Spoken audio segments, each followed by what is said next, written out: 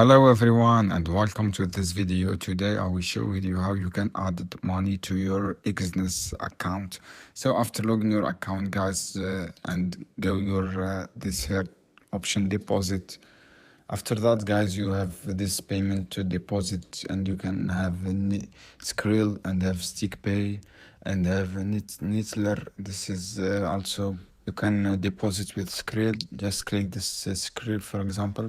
You want to add the 10 $100 USD, click this one and you have choose euro currency here. After that click continue, and after that guys click this, you have this transaction number tracking, and click confirm, and you will enter your Skrill details information. We have this you have this guy's invoice you can pay with this your account after logging your account here and Skrill. I hope this video helpful for you guys. See you on another video soon and subscribe to my channel for more content.